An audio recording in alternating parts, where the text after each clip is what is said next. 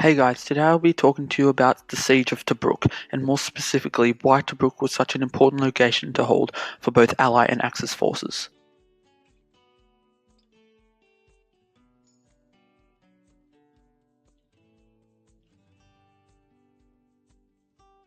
First, let's start by exploring what and why it happened in depth. On the 10th of June 1940, Italy joined the war, aligning with Germany, creating a new battlefield in Africa. Libya at the time was run by the Italians, presenting a new threat to British Egypt. On the 14th of June 1940, Commonwealth forces marched into Italian Libya with ease. It was a complete success.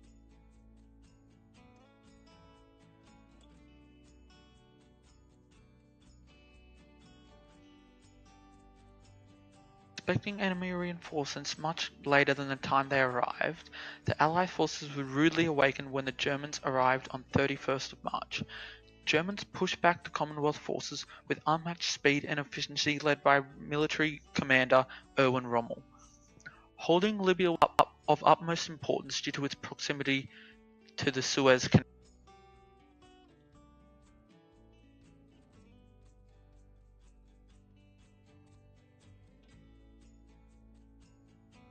As Commonwealth forces were pushed back, it became obvious that they were going to have to hold the city of Tobruk, due to its deep sea port, airfield, anti-tank defences, and perfect surrounding landscape. Tobruk was the ideal place to defend. 14,000 Australian soldiers, 11,000 British, and 1,000 Indian troops were stationed in Tobruk.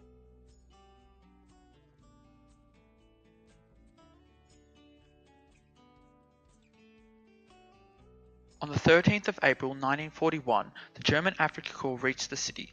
A fast attack using infantry, air force, and tanks were used by the Germans. The German tanks travelled deep into the heart of the town, followed by the infantry.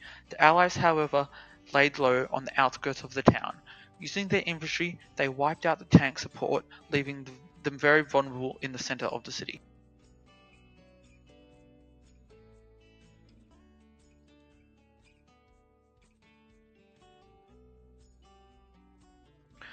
British cruiser tanks were sent in to destroy the remaining German tanks, and were successful. For the first time in World War II, the Germans had been beaten. However, the Germans had formed a horseshoe-like defense around the city, trapping the Allies in between gunfire and ocean, putting the town under siege.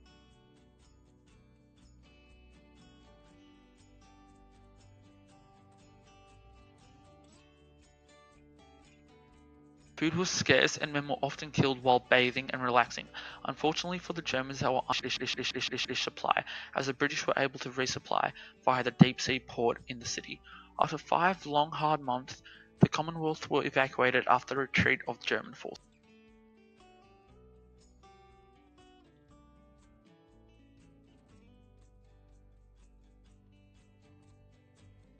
In this picture we see an in-depth map of Tobruk, showing fortresses, airfields, anti-tank ditches, barbed wire, and also mines.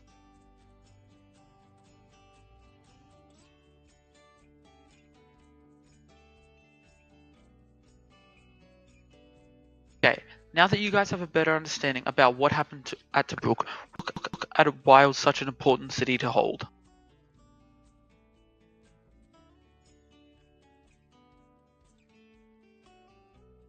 Tobruk is on the coast of Africa, which comes with many advantages. The main advantage is being able to restock naval ships with ammo, food, and other supplies. Tobruk was also extremely valuable due to its proximity to the Suez Canal. This canal links Pacific and European theatres of war via a channel of water running through Africa.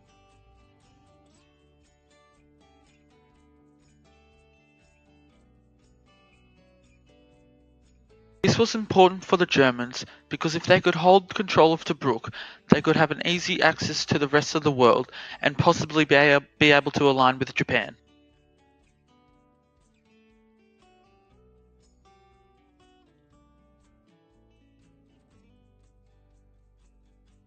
Another reason Tobruk was so valuable for the British is that it led to a clear path through the Mediterranean into Italy and Greece, which were both at the time enemy cities.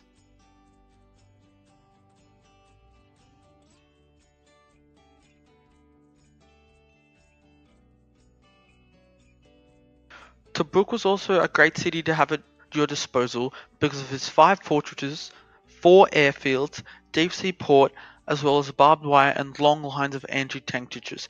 This makes for an excellent city.